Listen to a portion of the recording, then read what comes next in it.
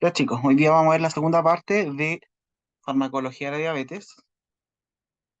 Ya, el objetivo de la clase es que obviamente podamos recordar, al igual que en la clase que ya vieron con la doctora Abreu, los mecanismos fisiológicos de regulación de la glicemia, que puedan conocer las características farmacológicas y la sistematización de las insulinas que tienen uso clínico en diabetes en la actualidad, que puedan comprender la elección del uso clínico de los tipos de insulina, y eso ustedes lo van a desprender siempre y cuando conozcan las características farmacológicas y que puedan conocer los aspectos relevantes de la administración de insulina y sobre todo que ustedes vayan correlacionándolo con los mecanismos fisiopatológicos.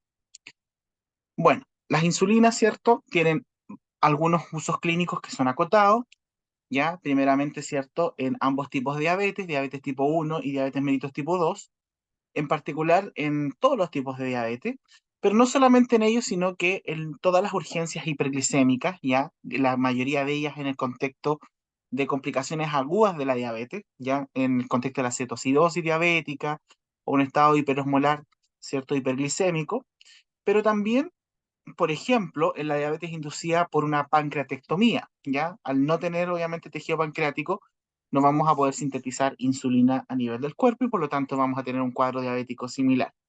¿Ya? Y también, ¿cierto? En las hiperglicemias, ¿cierto? Inducidas por otras condiciones, ¿ya? Condiciones como, por ejemplo, el estrés biológico. Cuando un paciente está cursando con infección, tiende a ser hiperglicemia, ¿cierto?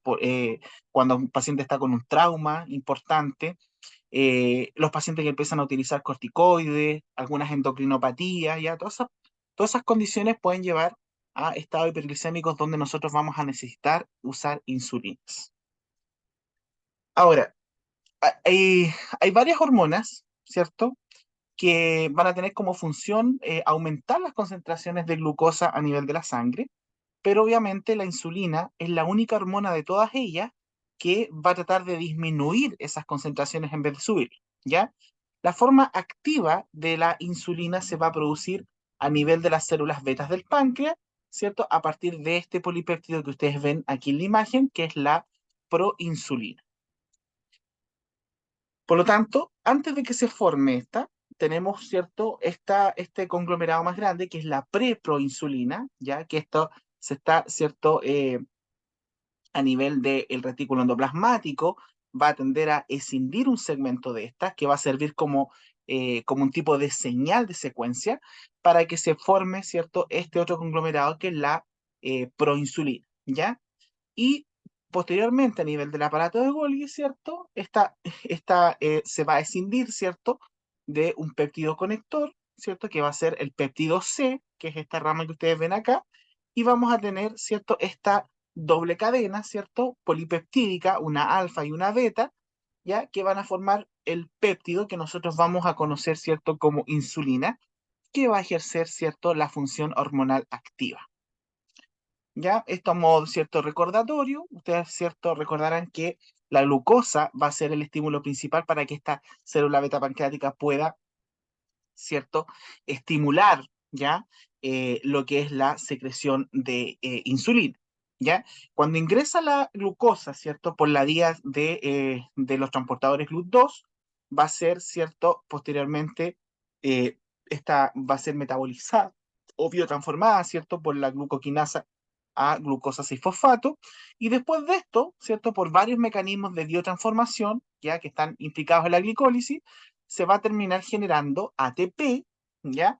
Y este ATP va a tener un efecto inhibitorio sobre canales de potasio, ya que son sensibles a este elemento, a este ATP. Y al inhibirse, ¿cierto? Esta corriente de potasio, la célula, ¿cierto? Se va a depolarizar y eso va a ser un estímulo en cambiar el voltaje para que se activen estos canales de calcio que son sensibles a voltaje, y al abrirse esos canales de calcio van a permitir el influjo importante de una corriente de calcio que va a estimular la translocación, ¿ya? De estos gránulos, ya que contienen esta hormona, y esos gránulos, ¿cierto? Esa translocación va a generar un proceso de exocitosis y por lo tanto esa exocitosis va a permitir la liberación, ¿cierto? De esta insulina hacia la circulación. De esa forma, ¿cierto? La insulina ya está circulando en el plasma, ¿ya? Va a tener una semivida que es bastante corta, no va más allá de los 6 minutos, ¿ya? Porque en general va a haber hartos procesos de eliminación de ella, sobre todo a nivel del hígado, ¿ya? Por lo menos la mayor parte de esta insulina se va a biotransformar y a inactivar a nivel del hígado. Y también por la acción de una enzima que es la insulinasa, ya que está en diversos tejidos diana, que la va a metabolizar una vez que se internaliza, ¿cierto?, por la vía de su receptor. Como es tan corta esta vía media plasmática que tiene la insulina, es bastante difícil medirla y además que es fluctuante en el tiempo. Por eso la medición de insulina no es un buen examen para evaluar los estados, ¿cierto?, diabéticos o de hiperglicemia o incluso de resistencia a la insulina. Nunca, solamente para estudios más de tipo experimental, pero en clínica no tiene rendimiento y eso está demostrado. Ya se los digo porque más adelante le van a decir que es así, algunos docentes, algunos tutores probablemente, pero eso no es así, ¿ya? Em, pero como el péptido C es más estable en concentraciones plasmáticas, tiene una vida media más prolongada, ¿cierto? Y no está sometida a una biotransformación fluctuante, obviamente va a ser mucho más fidedigno medir este péptido C circulante, ¿cierto? Que va a ser una medida en cierta forma indirecta de lo que es medir la misma insulina. Ya, si yo tengo cierta cantidad de péptido C, obviamente va a equivaler también a cierta cantidad de insulina secretada, ¿cierto?, hacia la circulación, ¿ya? Y este receptor de insulina que nosotros vemos acá, ¿ya?, con sus dos subunidades, ¿ya?, a nivel, ¿cierto?, extracelular tiene las subunidades alfa y a nivel, ¿cierto?, del plasmalema y parte del intracelular tenemos la subunidad beta. Y estas unidades betas tienen una particularidad que actúan, ¿cierto?, con actividad tirosinquinasa. Y esta actividad tirosinquinasa ya va a promover la unión ya de una molécula que es el sustrato del receptor de insulina tipo 1 a través de una unión covalente ya con otras proteínas específicas que tienen en común un dominio SH2 ya y que van a tener en el fondo moléculas que son de tipo adaptadora ya. También, ¿cierto? Van a estar implicadas la vía aquí de la tirosinasa, ¿cierto? Fosfatasa, o la 3-fosfatidilinositolquinasa, que son las más conocidas. Y fíjense ustedes que va a estar implicado en distintas señalizaciones, ¿ya? Esta, ¿cierto? De la fosfatidil 3-inositolquinasa va a estar orientada principalmente a las vías metabólicas, ¿ya? Síntesis de lípido, proteína, glicógeno, pero también a la sobrevida y proliferación celular, ¿ya? Y esta tiene que ver también, ¿cierto? Con la translocación que tienen, ¿cierto?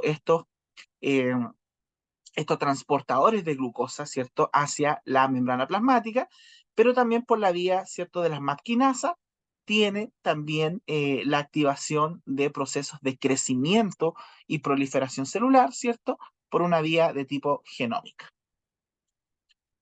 ¿ya?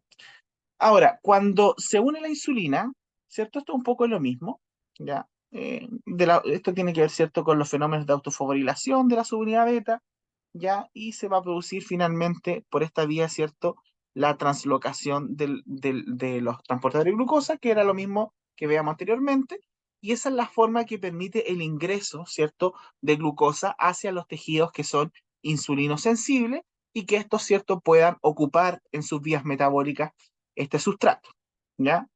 De esa forma, por ejemplo, la insulina, por ejemplo, en el hígado, como vemos acá al medio, ya va a estimular lo que es la síntesis de glicógeno, la síntesis de triglicéridos, pero a la vez va a inhibir también la glucogenólisis, ¿ya? También va a inhibir lo que es la cetogénesis y la gluconeogénesis. Pero en el músculo, ya va a provocar la captación de la glucosa principalmente, ya, y va a estimular la síntesis de glicógeno y también la síntesis de proteína, pero va a inhibir a su vez el catabolismo de las proteínas y va a inhibir también la glicogenosis, ¿ya? Pero a nivel del tejido adiposo va a estimular también la captación de glucosa, va a estimular la captación y acumulación de triglicéridos en este tejido, pero va a inhibir a su vez la lipólisis. Y aquí vemos una gráfica de lo que es la secreción fisiológica diaria de la insulina, ¿cierto?, en nosotros como sujetos, ¿ya? La insulina más bien tiene una secreción diaria de unas 40, 50, 55 unidades internacionales, ¿ya? Y la insulinemia basal, ¿ya? Que es la que está acá abajo, va a estar alrededor prácticamente, ¿cierto? De 12 a 15 microunidades, ¿cierto? Por litro, ¿ya? Estamos hablando en un sujeto sano, ¿ya? Y en un sujeto sano, por supuesto, la insulina se va a liberar rápidamente desde las células, ¿cierto? Beta, en los islotes de Langerhans, y esto se va a observar posterior a la ingesta, por ejemplo, de comida, que es lo que vemos acá. Ingesta de comida, y empezamos, ¿cierto?, a liberar la insulina y aumentar, ¿cierto?, a nivel plasmático. Aquí vemos que la insulinemia aumenta, puede llegar, ¿cierto?, en algunos puntos perfectamente, incluso llegando a más de 200 microunidades por ml, de acuerdo obviamente también a cuán copiosas sean las comidas, ¿ya? Pero si ustedes se fijan, tenemos un basal y tenemos, ¿cierto?, una insulinemia prandial, que es lo que vamos a emular con el tratamiento insulínico posteriormente, ¿ya? Después, por ejemplo, que el sujeto, ¿cierto?, coma una comida mixta, vamos a observar, ¿ya? Aquí tenemos los niveles de insulina y cómo se comporta la glicemia en relación a esas insulinas, ¿ya? Y vemos, ¿cierto?, que tenemos un basal, ¿ya? De insulina, ¿cierto?, endógena, y que va a alcanzar más o menos, ¿cierto?, la mitad de la concentración máxima, una vez, por ejemplo, aquí tenemos comida, comida, comida, ¿cierto? Eh, por lo menos unos 16 a 18 minutos después de la comida, vamos a lograr esa, por lo menos la mitad de esa insulinemia máxima que logramos en pic, ¿cierto? Y el pic lo vamos a lograr después más o menos, ¿cierto? De una media hora, 45 minutos post comida, ¿ya? Ahora, como resultado de todo esto, vamos a tener un fenómeno que se denomina excursión glicémica postprandial, ¿ya? Y que va a ser en general moderada cuando las comidas son elevadas en carbohidratos, ¿ya? Y este sistema de regulación que ustedes van viendo aquí en PIC se va a alterar en los pacientes diabéticos, ya sea que estemos hablando de diabéticos tipo 1 y tipo 2, y por lo tanto vamos a tener alteraciones en la regulación de su glicemia. Ahora, en términos farmacológicos, si nosotros nos basamos en la fuente de origen, las insulinas van a ser clasificadas, ya de acuerdo a este origen, ¿cierto? En insulinas animales naturales, que prácticamente hoy en día ya no se utilizan. Las insulinas que más utilizamos, ¿cierto? Son las insulinas humanas recombinantes, pero también, ¿cierto? Se han agregado durante las últimas 2 décadas los análogos de insulina, que cada vez, ¿cierto? Se están ocupando más y que tienen un perfil fisiológico mucho mejor, de hecho. Aquí uno puede ver, ¿cierto?, en esta gráfica, la evolución de las insulinas de acuerdo, ¿cierto?, a su generación, ¿ya? Y a su salida al mercado, ¿ya? Y de hecho, la insulina, como dato, es el primer caso de una proteína que se produce por ingeniería genética y que se aprueba en usarla en humanos, ¿ya? Y esto partió, ¿cierto?, desde aquí, ¿ya? Desde el año 81 al 82, que básicamente es donde se, eh, se, se aprobó, ¿ya? Aquí si nosotros vemos, ¿cierto?, la clasificación de acuerdo, ¿cierto?, al inicio y a la duración que tiene la acción, la vamos a clasificar en distintas categorías, ¿ya? Y aquí si ustedes se fijan, primero tenemos las insulinas que vamos a ocupar del punto de vista prandial, o sea, aquellas que van a estar relacionadas a la ingesta de comida, y las insulinas basales que van a emular a lo que era, ¿cierto?, la secreción de insulina basal endógena que nosotros tenemos, ¿ya? Eh, y de acuerdo, ¿cierto?, al inicio de acción y a la duración de esta, vamos a subclasificarla en distintas categorías, ¿cierto? Y tenemos, ¿cierto?, insulinas de acción rápida y acción corta, ¿cierto? Insulinas de acción intermedia, tenemos insulinas de acción prolongada, insulinas de acción ultra prolongada o ultra larga, y también tenemos insulinas de acción dual o mixtas, ¿ya? Algunas de ellas, ¿cierto? Incluso las vamos a ir mezclando, ¿ya? Como por ejemplo, mezclarlas con agonistas de receptores del GLP-1, ¿ya? Eh, y aquí ustedes, bueno, esto lo vamos a ver, ¿cierto?, en detalle cada una, porque aquí salen las clasificaciones, pero cuando ustedes ya estén estudiando la clase, tranquilamente, miren bien estas gráficas y las características, ¿ya? La insulina humana regular, ¿ya? Que se desarrolló en el año 82, ¿cierto? Dijimos que fue el primer fármaco, ¿cierto? Modificado genéticamente, y era una proteína, y que fue aprobado por la FDA, ¿ya? Y se produjo en el fondo mediante la unión de genes humanos que se produjeron, ¿cierto? Genes de insulina, de producción de insulina, pero que se generaron en Escherichia coli, ¿ya? Y de esa forma se estimuló a que las bacterias fueran las que sintetizaran esta insulina en base a los genes humanos que se le introdujeron, ¿ya? Y por eso esta insulina humana regular pasa a ser de ahí el pilar en la terapia de insulina, ¿ya? Hasta que obviamente después, en los años siguientes, se empezaron a generar los análogos de insulina, ¿ya? De hecho, en el año 96, cuando se empiezan a introducir los análogos de insulina en la terapia del diabético, demostraron en el fondo que eran una muy buena opción para el tratamiento de la diabetes tipo 1 y también de la diabetes tipo 2, ¿ya? Pero esta siempre fue el pilar y todavía se ocupa bastante en nuestro medio, ¿ya? Ahora, toda la idea, ¿cierto?, de llegar a terapias de nueva generación, a los análogos, es que cada vez lo que se busca es imitar mucho más lo que es la secreción fisiológica de la insulina, porque eso es lo que se ha relacionado a que hay un mejor control glicémico, hay más seguridad farmacológica en términos de reacciones adversas, y también uno puede prevenir los outcomes de complicaciones que tiene el paciente diabético, ¿ya? Ahora, cuando empiezan a generarse estos análogos de insulina, ya estos se van a desarrollar básicamente alterando la secuencia de aminoácidos o produciendo cambios estructurales menores, con ayuda obviamente de la tecnología DNA recombinante, en lo que es la cadena de insulina, ¿ya?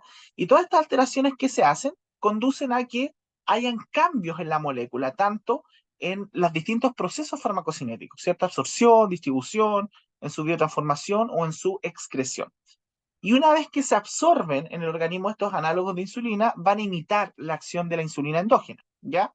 Ahora, comercialmente hay una gran variedad de estos análogos de insulina que están disponibles, pero lo importante, sobre todo en esta clase, es que comprendamos las propiedades farmacocinéticas y farmacodinámicas, que son las características que nos van a decir a nosotros cuáles son las que vamos a elegir de acuerdo a los objetivos glicémicos que tenga el paciente, al perfil de seguridad y también a características de tolerancia para los pacientes, ¿ya? En general, las insulinas en sus preparaciones se van a asociar, ¿cierto?, en hexámeros cuando están en una solución. Y el paso limitante para que se absorba a los capilares va a ser la secuencia de disociación de estos hexámeros, ¿cierto?, hacia dímeros y posteriormente hacia monómeros. Ahora, las preparaciones de insulina van a estar formuladas en el fondo para diferir cuáles son los picos, ¿cierto?, de concentración plasmática y la duración que tiene la acción sobre la base de varios factores que van a estar afectando a cómo va a ser la velocidad de disociación de estas unidades, ¿ya? Ahora, uno mirando acá, ¿cierto? Vemos que la difusión de los hexámeros va a estar principalmente eh, limitada por el tamaño que tiene esto. Por eso la difusión acá sale limitada y mínima. Pero una vez cierto que nosotros los vamos a generar como dímero y sobre todo, ¿cierto?, como un monómero, nosotros aumentamos la difusión. Y eso le da características distintas a los distintos tipos de insulinas análogas, ¿ya? Aquí también tenemos un ejemplo donde la insulina, ¿cierto?, se inyecta en su sitio, de acuerdo a características físico-químicas como el pH, obviamente van a precipitar, van a generar depósitos, y esos depósitos de hexámero van a ir, por ejemplo, en el caso de una insulina de acción lenta, ultra lenta, ¿cierto?, van a generar, ¿cierto?, de forma prolongada, lenta, titulada en el tiempo, dímeros, monómeros que van a ir entregando una cantidad constante de insulina, ¿cierto?, a la circulación. Ahora, la insulina humana regular, ¿cierto? Y los análogos de insulina de acción rápida van a ser un agregado, ¿cierto?, de 6 moléculas, ¿ya? Es decir, de estos hexámeros, ¿cierto? Partimos con los cristales, en disolución se van a disociar a hexámeros, ¿ya? Y después de las inyecciones, sobre todo por la vía subcutánea, los hexámeros se van a descomponer lentamente en dímeros y monómeros, ¿ya? Y eso es lo que va a permitir el fenómeno de difusión y absorción y llegada, ¿cierto?, a la circulación. Acá es lo mismo, hexámero, dímero, monómero. Y vamos a clasificar en esta clase las insulinas de acuerdo a su perfil, ¿cierto?, de acción, ¿cierto? Y vamos a partir por las insulinas de acción ultra rápida, ¿ya? En la literatura anglosajona, ¿cierto?, norteamericana, sobre todo por la ADA, estas insulinas de acción ultra rápida se denominan solamente insulinas rápidas, ¿ya? Pero nosotros como tenemos problemas en que nuestro lenguaje, nuestras palabras, tienen un campo semántico mucho más acotado, nosotros en la literatura, ¿cierto?, vamos a hablar de insulinas ultra rápidas, ¿ya? Estos análogos de insulina, ¿ya?, de acción ultra rápida y rápida también, van a estar diseñados para ofrecer un inicio de acción, ¿cierto?, que es más rápido y, y una duración de la actividad farmacológica que sea más corta que la insulina soluble humana normal, que es la que se ocupaba, ¿ya? Actualmente, ¿cierto? Nosotros tenemos tres grandes análogos de insulina en este grupo, que es la insulina SPART, la insulina Lispro y la insulina glulicina, ¿ya? Y son los que están disponibles mayormente desde el punto de vista comercial, ¿ya? Bueno, esta es la misma diapo, ¿ya? Aquí nosotros lo que vamos a alterar es la secuencia de aminoácidos de estas cadenas, ¿ya? Que van a evitar la autoasociación de estas en dímeros, ¿cierto? Y en hexámeros. O sea, vamos a permitir que solamente se encuentren disponibles como monómeros. Y eso conduce a que la absorción, ¿cierto?, sea mucho más rápida en la sangre, junto con un rápido inicio de acción también de esta insulina. Y esto ayuda a que tengamos mayor flexibilidad en el tratamiento, menor riesgo también de hipoglicemias postprandiales y nocturnas, y también disminuimos la variabilidad glicémica a lo largo del día, ¿ya? Además que estas insulinas, estos análogos tienen un perfil farmacocinético constante, independiente de los rangos de edad, si son muy mayores o estamos hablando de niños, y también tenemos un control superior de la glicemia, ¿ya? Por lo tanto, como conclusión, los análogos de insulina de acción rápido van a exhibir un mejor control de glicemia postprandial si los comparamos, por ejemplo, con la insulina humana, debido a que esta similitud es mucho más cercana al perfil PKPD que tiene la secreción de insulina endógena a la hora, ¿cierto?, de las comidas. Eh, Estos análogos de insulina de acción rápido, en el fondo, son ideales para reemplazar la insulinemia prandial y por lo tanto deben inyectarse a la hora de las comidas para que nosotros podamos corregir los niveles de hiperglicemia, ¿ya? Y se pueden administrar justo antes de las comidas o inmediatamente después porque estos análogos van a ingresar rápidamente al torrente sanguíneo después que nosotros los inyectamos del punto de vista subcutáneo, ¿ya? De hecho, en menos de 15 minutos promedio, ¿ya? Nosotros, ¿cierto? Vamos, como muestra aquí la tabla, vamos a tener el inicio de acción y tienen un pic, ¿cierto?, de concentración plasmática que va entre 0,5, puede llegar a las 3 horas incluso, pero el promedio está en 1 hora más o menos, ¿ya? Y el periodo máximo de duración de la acción va entre 60 a 120 minutos, con una duración, ¿cierto?, que podría llegar incluso a las 5 horas, ¿ya? La disminución glicémica, fíjense ustedes que es bastante corta en el tiempo en relación a las glicemias prandiales, ¿ya? Por eso las dosis generalmente se tienen que ajustar para igualar una ingesta anticipada de carbohidratos. ¿Qué significa esto? Que si el paciente va a consumir más carbohidratos en su comida de lo habitual, debería aumentar las unidades de insulina a administrarse. Y si no va a comer, o las disminuye o no las usa, ¿ya? Porque esto es netamente en relación a los periodos prandiales. Ahora, si generalmente nosotros comparamos, ¿cierto?, con dosis equivalente a la insulina humana regular, si nosotros inyectamos análogos de acción rápida, vamos a ver como resultado el doble de la concentración máxima y tarda la mitad del tiempo en alcanzar la concentración máxima, ¿ya? Los análogos de insulina rápida están aprobados, de hecho, también para usarlos en bombas de infusión continua, ¿ya? Que son infusiones subcutáneas en algunos pacientes, ¿ya? Pero ustedes en la práctica lo que más van a ver es este fármaco en formas de viales, jeringas o plumas o cartridges, ¿ya? De insulina que se inyectan directamente en la vía subcutánea. La insulina Lispro ya fue el primer análogo de insulina de acción rápida que estuvo disponible. Se aprobó de hecho en el año 96 y se produce mediante tecnología de DNA recombinante utilizando una cepa no patogénica, por supuesto, de Escherichia coli. ¿ya? En esta insulina lispro, como marca la imagen, ¿ya? La lisina en posición 28 y la prolina en la posición 29 van a estar, ¿cierto?, en forma inversa a la insulina humana en la cadena beta, ¿ya? De ahí el nombre de lispro, por lisina prolina, ¿ya? Eh, y esta posición, ¿cierto?, que se invierte, le da un cambio conformacional en el extremo carbono terminal a la cadena y hace, obviamente, que se mantengan como monómeros y tenga menos tendencia a autoagregarse hacia dímero o hacia hexámero. Y eso es lo que le da la característica de rápida absorción y rápido inicio de acción, ¿ya? El inicio de acción, por lo tanto, está dentro de los 15 minutos y la duración, ¿cierto? Dijimos que estaba entre 3, máximo 5 horas.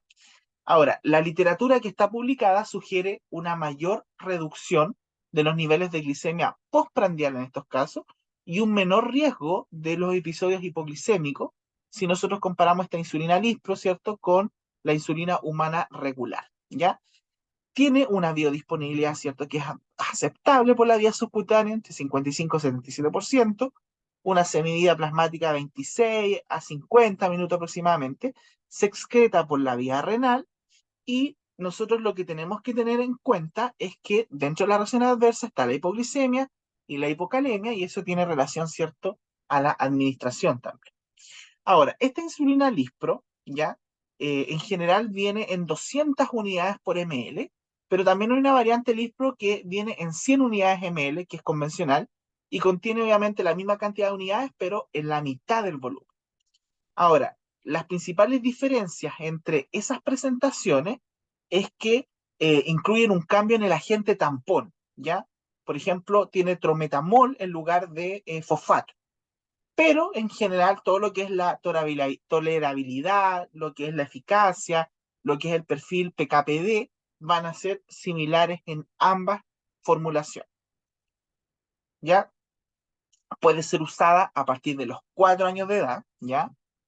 Debe ser ajustada las dosis en enfermedad renal cuando es moderada severa, porque la excreción es netamente por esta vía, ¿ya? Sin embargo, no hay estudios claros en la literatura que planteen si existe, tiene que haber un ajuste en la enfermedad hepática, ¿ya? Es categoría B en el embarazo. Y en general, ¿cierto? Aquí tenemos, ¿cierto?, las 100 unidades, pero la Lispro de 200 unidades por ml, podíamos utilizarla en algunos pacientes con diabetes para cambiar las plumas de insulina con menos frecuencia, ¿ya? Y eso también, ¿cierto?, les puede dar una cierta comodidad, pero desde el punto de vista farmacológico propiamente tal, no deberíamos tener diferencias. La insulina asparta, ¿cierto? En su estructura tiene una sola sustitución, ¿ya?, de la prolina por ácido aspártico, ¿ya? En la posición B28 de la cadena beta de esta insulina. Y esto va a dar como resultado también una disociación más rápida de los hexámeros hacia monómeros, y eso obviamente va a dar como resultado un perfil de absorción más rápido, al igual que el caso anterior. Y esto también se produce mediante tecnología de DNA recombinante, pero en este caso utilizando el Saccharomyces cerevisiae, ¿ya? Y esta fue aprobada después, en el año 2000, ¿ya? Tiene una biodisponibilidad de un 70 a un 80%, ¿cierto?, por la vía subcutánea. La Novo Rapid es la que más tenemos en nuestro medio, ¿ya? Tiene una vía media de eliminación plasmática de 80 minutos, tiene un inicio de acción, ¿cierto?, que va entre los 10 a los 15 minutos y alcanza el pic de concentración plasmática a los 30 a 90 minutos y la duración va entre 3 horas promedio, pero puede llegar a las 5 horas, ¿ya? El efecto, de hecho, hipoglicemiante máximo se produce entre la primera hora y la tercera hora después que se inyecta por la vía subcutánea, ¿ya? Tiene una excreción predominantemente renal, ¿ya? Lo que sí se ha visto por varios estudios es que han demostrado que esta insulina asparta es bastante eficaz, tanto en diabéticos tipo 1 como tipo 2, y ofrece un mejor control de, ¿cierto?, de la glicemia postprandial en relación, obviamente, a la insulina humana regular, ¿ya? Ahora, la hipoglicemia general y la hipoglicemia nocturna también es menor con asparta si uno las llega a comparar con la insulina humana regular. Así que hay, obviamente, ventajas del punto de vista de las RAMs, Sin embargo, dependiendo del uso, también nosotros podríamos tener hipoglicemia e hipocalemia, al igual como todas las insulinas, ¿ya? Pero el perfil de seguridad es mucho mejor. Puede ser usada, a diferencia de la otra, a partir del año de edad, ¿ya? Se debe ajustar en dosis de enfermedad, ¿cierto? En enfermedad renal y monitorizar las dosis, porque la expresión es netamente por esta vía. No modifica la farmacocinética de la enfermedad hepática, así que no requiere ajuste, y también es categoría B en el embarazo. Ahora, existe una formulación más rápida todavía de esta insulina Sparta, que se aprobó, de hecho, no, hace no mucho tiempo, en el 2017, y en esta hay dos excipientes, ¿ya? Que se adicionan a la formulación farmacéutica de esta Sparta, ¿ya? Que es la niacinamida, ¿ya? Que lo que hace es incrementar la rapidez de absorción que tiene, y la L-arginina va a mejorar la estabilidad de la molécula, ¿ya? Se absorbe más rápido que la asparta convencional y da como resultado una aparición más temprana de insulina en la sangre. De hecho, a los 5 minutos ya hay insulina circulando, ¿ya? Y tiene un efecto reductor de la glicemia que es más rápido también, ¿ya? Se plantea que un 70, un 80% más rápido, dentro de los primeros 30 minutos, obviamente, después que se inyecta, y hay una compensación temprana de la acción que se ve más o menos entre los 12 a 14 minutos en comparación con la convencional. Ahora, eso no significa que sea en eficacia menor que la asparta convencional, ¿ya? Pero en términos de control glicémico, ¿ya? Pero ofrece niveles de glicemia por lo menos postprandial que son significativamente mejores, y también se ha visto que hay una tendencia a mejorar la hemoglobina glicosilada en estos pacientes, ¿ya? En relación a usarla también con un esquema de insulina basal, por supuesto. La glulicina ya fue aprobada por la FDA después, en el 2004, y se produce también por tecnología de DNA recombinante que va a utilizar una cepa no patogénica también de Escherichia coli. Y a diferencia de la insulina humana, en que el aminoácido, ¿cierto? Ácido glutámico, ¿ya? Se va a intercambiar por lisina en la posición B29 y la asparagina de la posición B3, ¿cierto? Se va a intercambiar por lisina, ¿ya? En esta cadena beta de insulina. Y eso es lo que le va a dar los cambios, ¿cierto? En el perfil farmacocinético. ¿Ya? Tiene una biodisponibilidad de un 70% promedio por la vía subcutánea, la que más está disponible, ¿cierto? Esta insulina glulicina es la Pidra, ¿ya? Tiene una semivía de 42 minutos, también se excreta por la vía renal, y las RAMs, ¿cierto? En general son las mismas anteriores, ¿cierto? Hipoglicemia e hipocalemia, ¿ya? De hecho, se ha demostrado también que tiene una absorción más rápida que la insulina humana regular y no requiere de ese zinc adicional que estabiliza a la insulina regular, ¿ya? En la preparación farmacéutica, ¿ya? Y se ha mostrado que tanto con o sin insulina basal es bastante eficaz en reducir los niveles de glicemia postprandial también en los pacientes con diabetes. Lo que sí, ¿ya? eh, esta puede ser usada a partir de los 4 años de edad. Se podría requerir ajuste en dosis de enfermedad renal, lo cual no está tan claro. Y en enfermedad hepática aumenta los niveles circulantes, por lo tanto, igual es aconsejable que se titule las dosis. Lo que sí es categoría C en el embarazo, ¿ya? Por lo tanto, no hay estudios clínicos que aseguren seguridad para el feto. Por lo tanto, en relación, si una las compara con la insulina regular, ¿ya? Las insulinas ultra rápidas, al tener un rápido inicio de acción como característica, son mucho más flexibles en el uso práctico y se pueden usar inmediatamente antes de la comida porque tienen un rápido inicio de acción. Lo otro es que tienen características farmacocinéticas, farmacodinámicas similares entre los grupos etarios, ¿ya? Y eso significa que tanto en niños como adultos mayores, ¿cierto? Los podemos utilizar de forma adecuada, ¿ya? Se pueden usar con seguridad y esto también da mayor adherencia al tratamiento. Tiene una farmacocinética que es más consistente, eso significa que hay menos variabilidad de absorción entre los distintos días y también entre los distintos pacientes.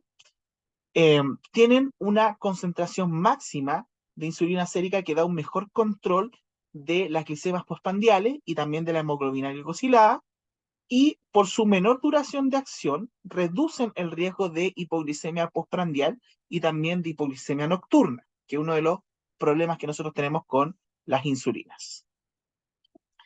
La insulina inhalada ya también está disponible como una insulina de acción ultra rápida y de hecho los estudios que se han hecho en personas, sobre todo diabéticos tipo 1, sugieren hoy en día que la farmacocinética también es rápida, ¿ya? De hecho, si se comparan con esta insulina inhalada con las insulinas inyectables, han demostrado que el inicio de acción es mucho más rápido por esta vía. De hecho, al minuto ya está presente en la circulación y comienza su acción, ¿cierto?, entre los 12 a 15 minutos. Y la duración de acción es más corta en comparación, por ejemplo, a la insulina Lispro, ¿ya? Aquí la duración de acción está entre las 2 horas y media, las 3 horas promedio, ¿ya? Y también, cierto, se ha visto que tiene bastante buen perfil en reducir la hemoglobina glicosilada y también incluso en reducir el peso de los pacientes, ¿ya? ¿Cuál es uno de los problemas que tienen estas insulinas actualmente? ¿Ya? Es que en los pacientes, ¿ya? Que en los pacientes podría producir una disminución de la función pulmonar, que por lo menos en los estudios clínicos está evidenciado en que disminuye el volumen expiratorio forzado en el primer segundo, el VEF1, ¿ya? Y por eso está contraindicada en las personas, ¿cierto?, que tienen estas enfermedades pulmonares crónicas, principalmente asmáticos o hepóticos, y no se recomienda en personas que fuman o dejaron de fumar hace poco, ¿ya? También se ha visto fenómenos alérgicos, ¿cierto?, por el polvo que se inhala de esta insulina, ¿ya? Por eso todas las personas que lo van a utilizar deberían tener por lo menos una prueba de función pulmonar adecuada, ¿cierto?, para partir con estas insulinas inhaladas, que todavía, ¿cierto?, si bien la Sociedad Americana de Diabetes la ha planteado dentro de sus guías clínicas, no está tampoco tan masificada, principalmente por los costos, ¿ya? En el embarazo no sabemos tanto la seguridad porque no hay estudios dirigidos, ¿ya? Lo que sí se ha planteado es que es frecuente la formación de anticuerpos, pero el riesgo para el feto se desconoce, la verdad, y por eso en el fondo se propone no usarla todavía en este grupo, y lo que sí es compatible con la lactancia, ¿ya? Por lo menos ahí tiene un perfil de seguridad mejor. Tenemos las insulinas de acción rápida, ya que en la literatura inglesa, ¿cierto?, salen como insulinas de acción corta, ¿ya? Eh, pero para nosotros, ¿cierto?, son simplemente rápidas por un problema semántico. Y aquí nosotros tenemos la insulina regular o la insulina corriente o la insulina cristalina, que es la que ustedes más van a ver probablemente en la práctica clínica, ¿ya? La insulina regular, ¿cierto? Es la insulina soluble de acción corta, ¿ya? Y tiene una composición de aminoácidos que es indistinguible de la insulina endógena, siendo un polipéptido que contiene dos cadenas alfa, ¿ya? Dos cadenas de aminoácidos, ¿cierto? Tiene una cadena alfa ya que tiene cierto 21 aminoácidos y tiene esta cadena beta que tiene cierto estos 30 aminoácidos. ¿Ya? Cuando ustedes la vean, la van a ver como una solución de insulina transparente. De ahí el nombre de cristalina, ¿ya? Y tienen zinc en su composición a pH neutro, que se puede administrar tanto por la vía subcutánea, pero también por la vía intramuscular e intravenosa, de hecho, dependiendo del contexto clínico, ¿ya? La disociación de hexámeros, ¿ya? A dímero, o a monómero va a producir un retraso de por lo menos 30 a 60 minutos ya en el inicio de acción, ¿ya? Por eso en el fondo se demora más que los análogos de acción ultra rápida y esto es una de las limitaciones de este tipo de insulina porque tiene una absorción que es variable y por ende el inicio de acción se retarda y el pic se da más o menos, ¿cierto?, entre la hora y media, ¿cierto?, hasta las 3 horas y media desde la inyección subcutánea, por lo tanto, es tardío el efecto, ¿ya? Así que uno come y uno puede ver el efecto hipoglicemiante mucho después, ¿ya? Y eso obviamente nos limita en términos de controlar a nuestros pacientes, ¿ya? También limita la flexibilidad y la comodidad en los tiempos de administración y por eso se debe inyectar incluso 30 minutos antes de las comidas para que el pic por lo menos esté cercano al pic prandial también, al pic hiperglicémico, ¿ya? Disminuye la glicemia más allá, ¿cierto?, de las 2 a las 5 horas, y la duración prolongada de la acción, que es una duración promedio que va, ¿cierto?, entre 4, 6 hasta 8 horas, ya tiene una disminución lenta después que alcanzó el pic, como ustedes ven aquí en esta figura, y eso puede conducir obviamente a un mayor riesgo de hipoglicemia postprandial tardía, ¿ya? tiene una biodisponibilidad bastante baja, ¿ya? Eh, Así que obviamente eso la hace, ¿cierto?, mucho más errática y más variable, eh, y eso también está relacionado en gran parte a esta presentación de absorción retardada y que el efecto máximo también es retardado y la acción tiene a ser de larga duración, ¿ya? Llegando a varias horas, pero los niveles de glicemia suelen aumentar más rápidamente después de las comidas, ¿ya? Por lo tanto, si ustedes se fijan, hay una inconsistencia acá entre el pic, ¿cierto? Y los niveles de insulina que nosotros deberíamos, ¿cierto?, lograr, ¿ya? Y eso crea un periodo que es breve de hiperglicemia inmediatamente después de la comida y un periodo de hipoglicemia potencial que se da después de 3 a 4 horas, incluso después de las comidas, ¿ya? Y eso lo hace errático y variable, ¿ya? Tiene una excreción renal, ¿ya? La vía media también es corta, va entre las 3 horas más o menos promedio. Y las reacciones adversas, ¿cierto? Principalmente son estas hipoglicemias que les decía yo, también puede haber hiperclalemia, pero también pueden haber alteraciones dérmicas, principalmente por prurito, eritema, vitiligo que se puede producir, dolor en el sitio de acción o inflamación también en el sitio de inyección, ¿ya? Puede ser usada, ¿cierto?, en edades pediátricas, ¿ya? En todas las edades, incluso en el embarazo. Se debe ajustar las dosis en enfermedad renal idealmente y en enfermedad hepática, y eso hay que tomarlo en consideración. Y tenemos, ¿cierto?, las insulinas de acción intermedia, ¿ya? Aquí nosotros la vemos, ¿cierto? La insulina NPH, ¿cierto?, de Neutral Protamine Acidor. En la estructura, ¿cierto? Esta tiene protamina, que es una estructura, ¿cierto? Una proteína que es muy rica en arginina y que se adiciona a la insulina humana regular, o sea, a la anterior. Y de esta forma, agregando esta protamina, que contiene proteínas básicas, que son básicas fuertes ya, extraídas del núcleo, de hecho, de esperma de pescado, de ahí vienen, a un pH neutro, forman una insulina que se prolonga su duración de acción, ¿ya? Es una insulina que es isófana, ¿cierto? Y de ahí también viene toda esta denominación, ¿cierto? Y se da de esta forma origen a una insulina de acción más intermedia, más prolongada que la insulina regular. Y esto ocurre porque la protamina, después de unirse a la insulina, va a reducir, ¿cierto?, la solubilidad después de que se inyecta, y eso retrasa mucho más la absorción.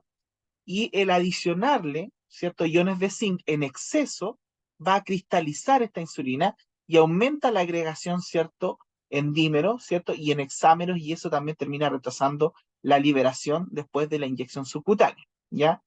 Eh, y eso, ¿cierto?, es lo que le da todas estas características. La NPH, ¿cierto?, muestra un inicio de acción que está aquí sale en promedio 1 hora y media, pero puede llegar a las 3 horas, ¿ya?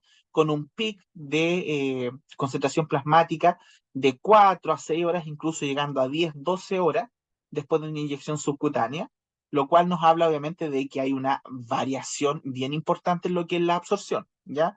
Y la duración del efecto es cercana a las 12 horas promedio, pudiendo llegar a las 24 horas. ¿Ya? Por eso, en este caso, puede requerir incluso 2 inyecciones al día, que es lo más probable, ¿ya? Tiene pic y valles que son bastante variables, ¿ya? Y de esa forma, ¿cierto? Puede haber una bastante variabilidad en los niveles de glicemia si uno los compara, por ejemplo, con los análogos de insulina, ¿ya? Hay harta variabilidad tanto en el mismo paciente como entre pacientes, ya en el transcurso de los días, y uno de los efectos que tiene esto es que puede producir hipoglicemias que sean impredecibles, hay mayor riesgo de hipoglicemia nocturna y de episodios de hiperglicemia en ayunas, ¿ya? La disminución de la glicemia, por lo tanto, se produce bastante rápido, puede ir de 6 a 12 horas, incluso más. Por lo tanto, es muy difícil que nosotros podamos predecir el efecto clínico real que tiene, ¿ya? Pero, sin embargo, por una cuestión de costo, es la que ustedes más van a ver utilizándose, ¿cierto?, en los pacientes. ¿Ya? Tiene una semivida plasmática que está entre las 3, puede llegar a las 4 horas, ¿ya? Tiene una biotransformación hepática mayor al 50%, ¿ya? Se excreta por filtración glomerular, ¿cierto? Básicamente, pero tiene una biotransformación renal entre un 30% y en el tejido adiposo y en el muscular de un 20%. En este caso, cuando se excreta a nivel renal, el 98%, incluso casi llegando a 100%, se reabsorbe a nivel tubular proximal, ¿ya? Ahora, en estos casos de insulina, ¿ya? Hay que estar ajustándolo de acuerdo a la función renal, ¿ya? Las dosis, ¿ya? Si el clearance, por ejemplo, es menor de 10 ml por minuto, hay que reducir el 50% de las dosis, ¿ya? Y 25%, por ejemplo, si está entre 30 y 50 y sobre 50, la verdad que no habría que hacer ajustes de dosis importantes, ¿ya? En la enfermedad renal, la verdad que no es necesario ajustarla, ¿ya? No se ha visto en el fondo que tenga un impacto importante en el perfil PK, ¿ya? Dentro de las reacciones adversas que se producen, ¿ya? Está la hipoglicemia, por supuesto, todas estas hipoglicemias que yo les referí. Puede haber lipodistrofia en el sitio de inyección, que lo vamos a ver al final de la clase, hipersensibilidad, aumento de peso. De hecho, hasta el 30% de los pacientes refiere que aumenta de peso. Acuérdense ustedes que la insulina también tiene un efecto por la vía MAP quinasa en aumentar, ¿cierto?, la masa celular, ya de forma importante, ¿ya? De hecho, debido a todos estos efectos secundarios, el uso en algunos países desarrollados ya se ha ido limitando bastante más y ha llevado a que se desarrollen estos análogos de insulina basal prolongada que tienen muchos mejores perfiles de acción, ¿ya? Eh, Se puede usar en la edad pediátrica y geriátrica, hay que ajustar las dosis en enfermedad renal caso a caso, si se las había dicho. El ajuste de dosis de enfermedad hepática es variable, no está tan claro, en general no se hace, ¿ya? Pero hay que analizarlo caso a caso. Y tiene una categoría B, ¿cierto?, de uso en el embarazo. Tomémonos un descanso. 5 minutos.